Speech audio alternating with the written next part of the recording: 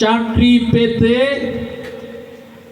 যতদিন পর্যন্ত চাকরি না পাওয়া যাবে ততদিন পর্যন্ত একটা ছেলে বা মেয়ে বেকার থাকে। পড়াশোনা শেষ কিন্তু কোনো কাজ পাই নাই, এটাই তো বেকার নাকি? 1 বছর পর্যন্ত বেকার ভাতা দেওয়া হবে যতক্ষণ পর্যন্ত তার চাকরি না হবে। এখন চাকরি তো 2 বছরেও না হইতে পারে, কিন্তু সরকার অন্তত 1 বছর পর্যন্ত বেকার ভাতা দিবে। যারা পড়াশোনা শেষ করে বের হবে, কর্মে না ঢোকা পর্যন্ত, হয় সে কোথাও চাকরি করবে অথবা সে উদ্যোক্তা হবে, ব্যবসা করবে, ট্রেড লাইসেন্স করবে, সে কোনো কর্ম শুরু করার আগ পর্যন্ত 1 বছর পর্যন্ত বেকার ভাতা দেওয়া হবে।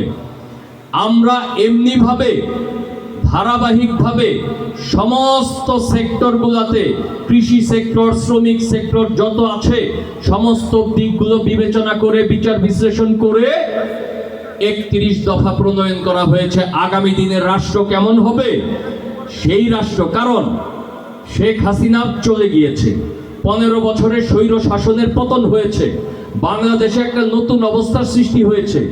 এই অবস্থার মধ্যে মানুষের মনের মধ্যে তো এটা আছেই যে ভবিষ্যতে কি জানি হয়, ভবিষ্যতে কারা আসবে, ভবিষ্যতে কোন দল সরকার গঠন করবে। বিএনপি সরকার গঠন করলে তাহলে কেমন বাংলাদেশ বানাবে, বিএনপি কি করবে, এই বিষয়টা বিএনপি পরিষ্কার করেছে। গত 23 সালেই আমাদের ভারপ্রাপ্ত চেয়ারম্যান জনাব তারেক রহমান এই 31 দফা ঘোষণা করেছেন যে আগামী দিনে 23 জুলাই আগামী দিনে বিএনপি রাষ্ট্র পরিচালনায় আসলে কেমন বাংলাদেশ বানাতে চায়। এটাই হচ্ছে অন্যতম সংস্কার, অর্থাৎ সংস্কার বাংলাদেশে যা যা প্রয়োজন ছিল বিএনপির নেতৃত্বে হয়েছে, অতীতে ভবিষ্যতেও হবে।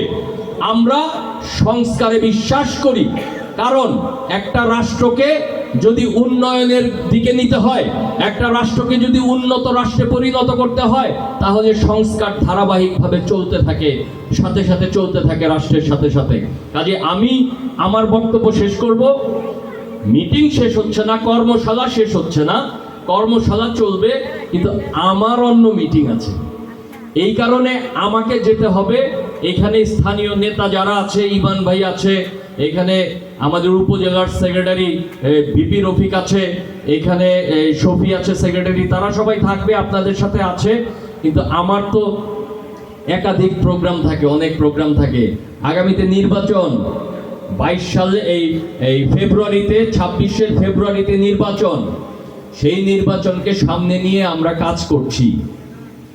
আমরা এই যে 31 দফা সংস্কারের কথা বলছি, মেরামতের কথা বলছি, এটা হতে হলে তো আগামী নির্বাচনে বিএনপিকে রাষ্ট্র পরিচালনায় আসতে হবে।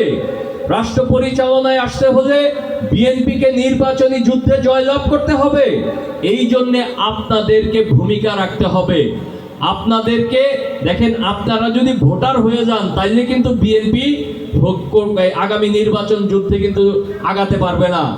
আপনাদের সবার ভোট আদায়কারী হতে হবে, নিজেরা ভোটার হয়ে বসে থাকতে হবে না যে বিএনপি ধানের শীষ জনপ্রিয় মার্কা, বিএনপি সবচেয়ে বড় দল বাংলাদেশে, বিএনপি এমনিই পাশ করে যাবে, এই রকম মনে করে কেউ বসে থাকবেন না, নিজে ভোটার হয়ে যায়েন না, ভোট আদায়কারী হতে হবে সবাইকে।